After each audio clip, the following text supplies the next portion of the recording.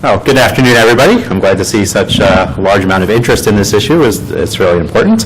So Howard just gave a really nice overview of Chorus and how it got started and where it's at. But for those of us who are publishers in the room, it's like, well, what do I have to do in order to actually do this? And so I'm going to spend some time talking about that. I'm from the American Physical Society, which means physics. We publish in 11 journals about 19,000 articles each year.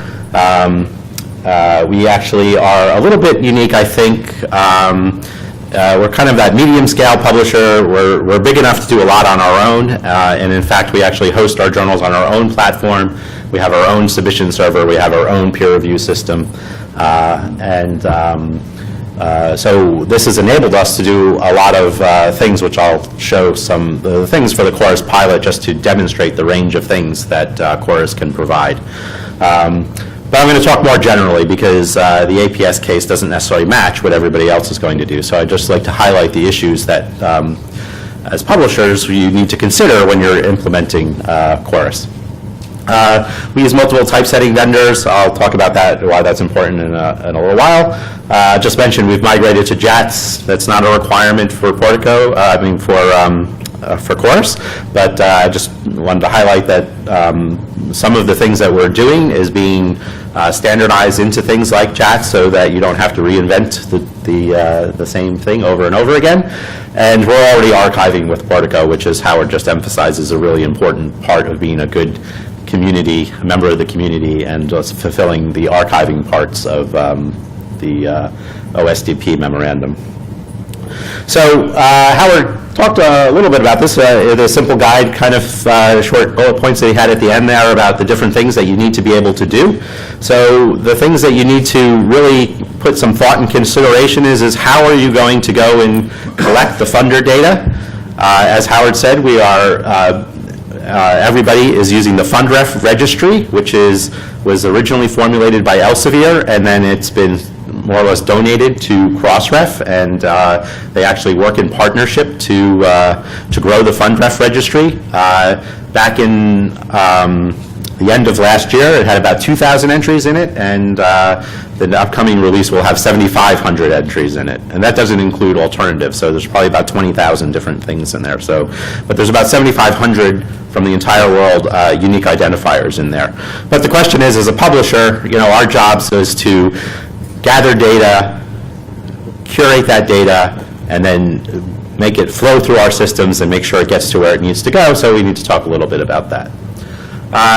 Another thing that's already been mentioned is which version are you going to make publicly available? It's very easy in the gold OA kind of scenario to say, well, we're already done. but there's quite a bit of the research that's covered by the OSTP memorandum and the upcoming funding agency requirements that isn't gold OA. So the requirements really leave it up to the publisher to decide to do the version of record or the accepted manuscript. And so I'll talk a little bit more about that. Another thing, we don't yet have agency rules finalized, is the embargo period. Publishers could choose their own embargo period at this point. I'll talk a little bit about that during the pilot phase. But of course the goal of Chorus is to be compliant, to help with compliance with actually the final agency requirements. So we're still waiting for those.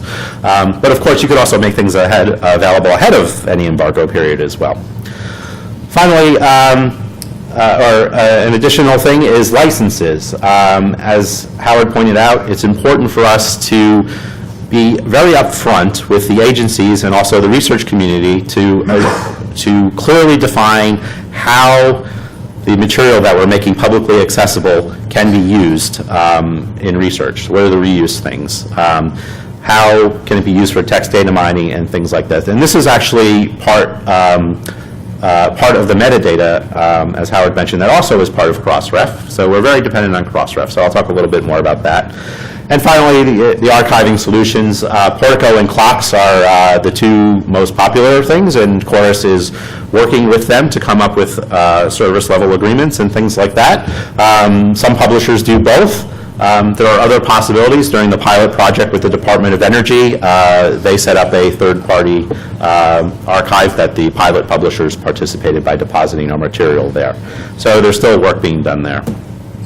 There are some other considerations which are sort of still being worked through, but I wanted to just highlight them. So one is the agencies are very interested in, even if the content isn't publicly available before the embargo period, agencies, for instance, the Pages system that the Department of Energy is putting together, that Howard showed, is interested in actually having that content indexed ahead of the end of the embargo period, and they'll still link back to the publisher website. So there are still ways of discovering and getting traffic back to publishers' websites. So you have to think about, well, how am I going to make this material available for indexing? That's another consideration. It's not a requirement that you have to do that during the embargo period, but it's something to consider and come up with a business decision about. Text data mining, it's kind of a little bit of a gray area, but one of the goals is reuse, and so it is a publisher decision about how to go about enabling text data mining for researchers and other third parties.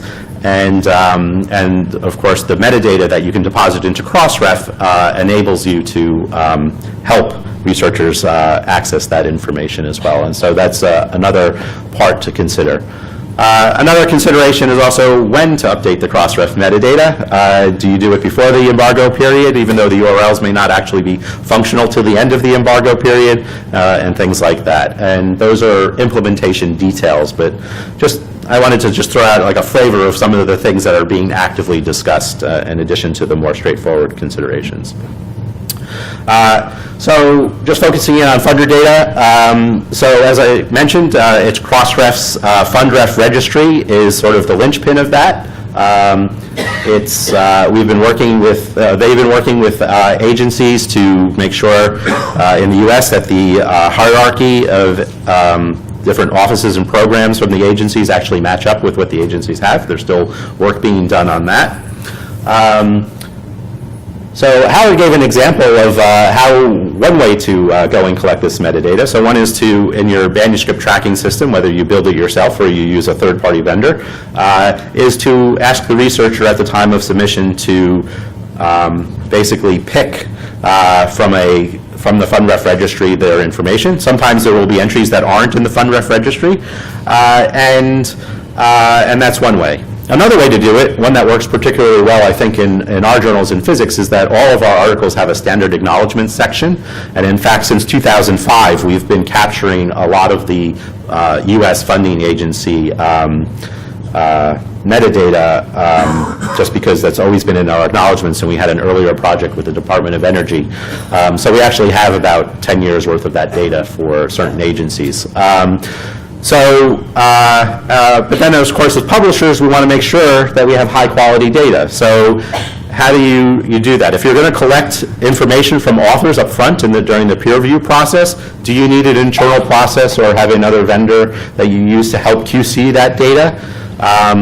Is it necessary to do before you accept the paper and things like that? Or do you do it if you're pulling the information from the acknowledgments, how do you go back to the authors during the proof cycle in order to make sure that they are complete?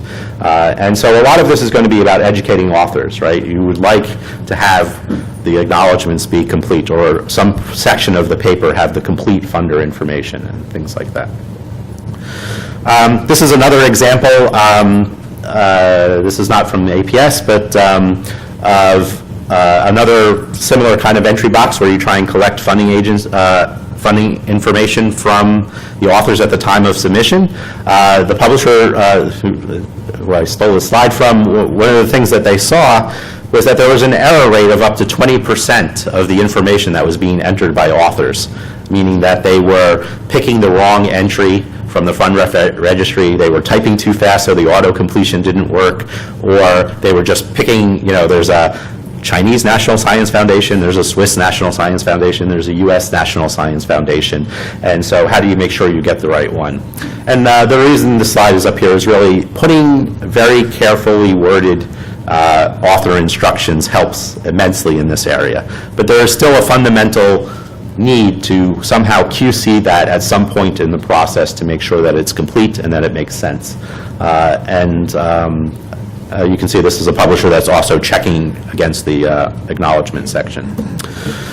So that, what I just covered was sort of the general issues and everything, and what I wanted just to do was spend a little bit of time and talk about the specific APS choices that we made during the pilot phase. And as we're ramping up to production, we are reconsidering, refining, and doing these kinds of things. So as Howard mentioned, there was a variety of different publishers who presented in the pilot because the timescale was very compressed. A lot of the publishers opted to deposit the metadata for their gold OA articles. There was no further thing to make those articles freely available. They're already freely available. So, but it was a way to test the flow of metadata through the system to be able to generate the kinds of dashboards that Howard showed, or the search engines and things like that. For the APS, we wanted to be a little bit more ambitious. As I said, we do host our own peer review system and our own journal platform, so it was very easy for me to pull together the resources in order to quickly put together something. And so what we actually did was, and we also had, as I said, an ongoing process where we were identifying certain U.S. agencies, articles funded by certain U.S. agencies. So we were able to come up with I took a sample from January 2011 all the way to June of 2013, which is when we were putting together the data for the pilot, and we picked 12,000 articles. Those are largely DOE NSF articles, but it also included some NIH articles, Office of Research in the Air Force, one or two others, which I don't remember. And I'll note that only 4% of those 12,000 were actually gold OA articles. And we decided to do the author manuscript version. I'll talk about that a little bit more. For the gold OA, of course, we're using the version of record. For the licensing, the gold OA articles that we publish are all CC BY, so that was an easy thing to do. But for the author manuscripts, we had to come up with something. Even though the article is publicly accessible, the use of the article is still governed by the standard APS copyright transfer agreement, which is fairly liberal on its own, but it is not just an open access type license. And we had to create some default license pages. I'll come back to those in a second. So for the FundRef stuff, as I said just briefly, we pulled stuff from the acknowledgements. We actually capture that information with our typesetting vendors, and they are adding them into the JAX XML that we're producing. Right now, they are focused on just the U.S. agencies, but we are working with them to ramp up to the full FundRef registry, which is a bit of a major undertaking.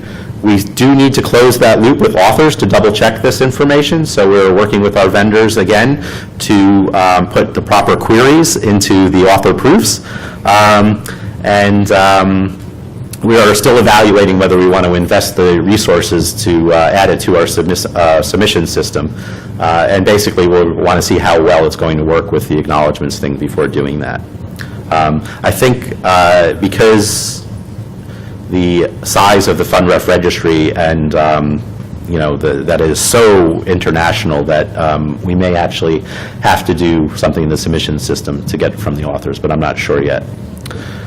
So going back to the licenses, what I did for the pilot was I put together a standard web page, which we never had before, which was licenses. We had to mint some permanent URLs for the different kinds of things. The cross-ref metadata allows you to deposit different things. So we had a license for the version of record, there's a license for the accepted manuscript, and then also we were experimenting with licenses for text data mining.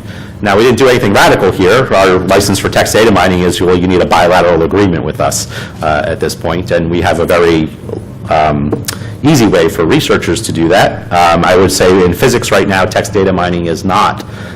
We do not get large amounts of requests for that, but we wanted to set up the infrastructure for all of these things. And so you can see they were given URLs through our link manager. They all resolve to the same page right now. And one of the things that we really need to do is split these out better, make it very clear what the different terms are. Some publishers are very good about already doing that on their website. And then also, because licenses can change over time, there really should be versions. So this is a good example of what we did for the pilot, but I think as we move to production, there's some other considerations.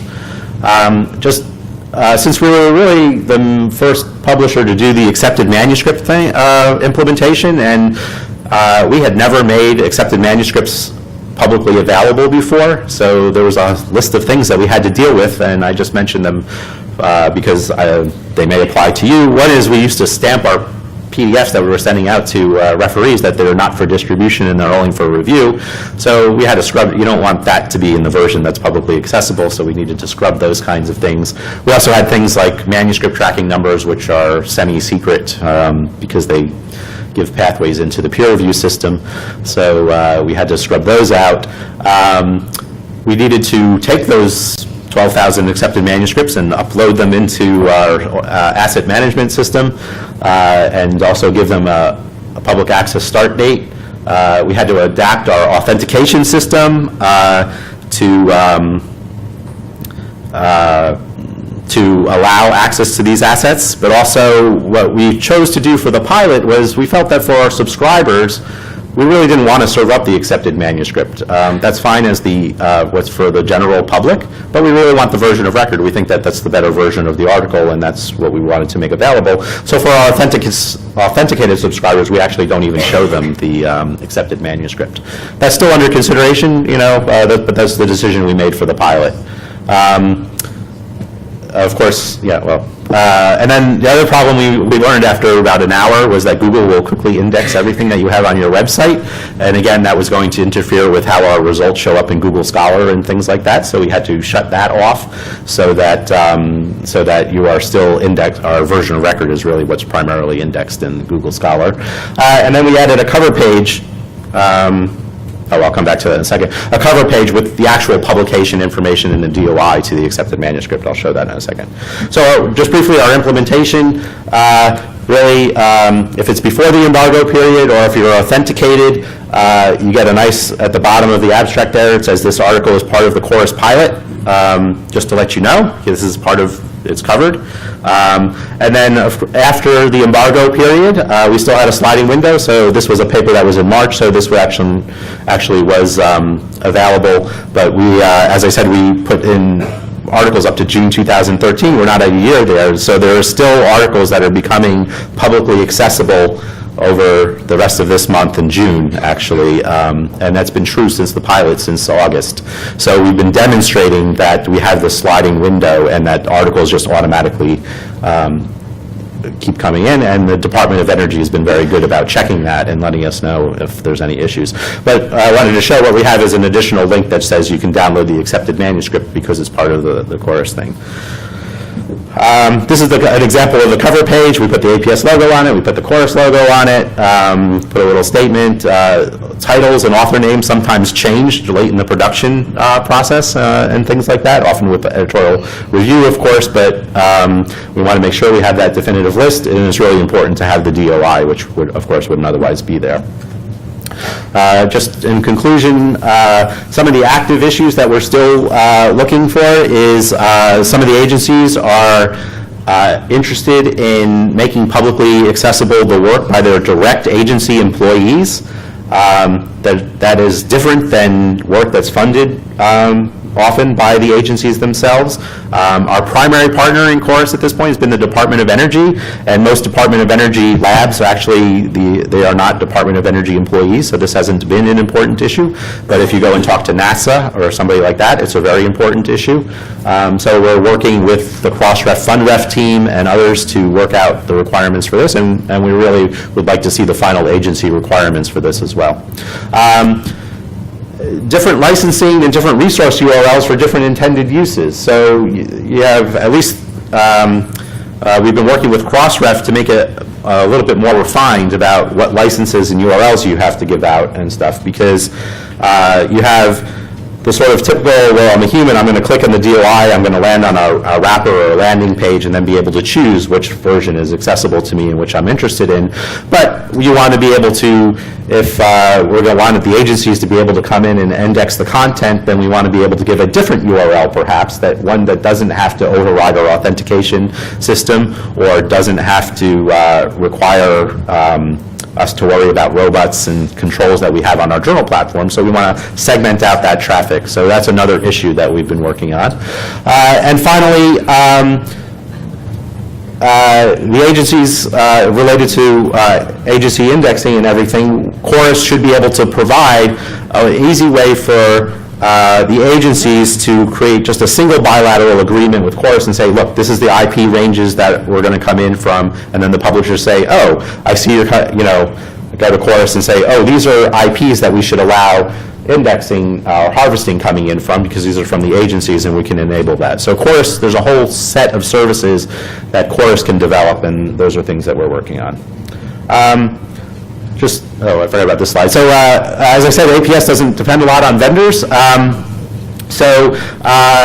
lot of the manuscript tracking vendors are well along their way to supporting FundRef, but if yours doesn't, you should figure out if that's something you're going to do, put some pressure on them. Journal platform vendors, I think the biggest sticking point for a lot of the publishers has been working through their journal hosting platform. A lot of services like registering metadata with Crossref, getting the data into XML. Those are all complicated kinds of things, and so a lot of the vendors are working towards that, but they're still some time away from that. There are options for if you have some technical in-house skills. Some of the publishers are actually doing the supplemental Crossref metadata deposits on their own outside of their main production streams, but you have to be have sufficient resources to do that. The issues for quality control, and whether you outsource some of that verification stuff to other things, editorial support and typesetting, they can all have a role to play. But I think the big message is if Chorus is something that you're interested in and you would like to move forward, I think the more that these vendors hear from the publishers that this is an important part of what you want to do, I think that's good, and that will help move the ball forward. Final thing is, for more information, we actually published a week or so ago our implementation guide, which is online there. It has all of the really nitty-gritty technical detail, which I purposely did not go into. If you're interested in more information, you can always contact Howard or myself. I encourage publishers who are signatories who want to get going to join the technical working group. It's a very easy process. We have a weekly phone call, and it's a good way to find out what other publishers are doing and to get questions answered. We've had a workshop and a webinar, one each over the last month. I'm sure we'll do additional ones, so watch the Chorus website and blog for opportunities for additional ones. And with that, I'm going to conclude, and thank you for your attention.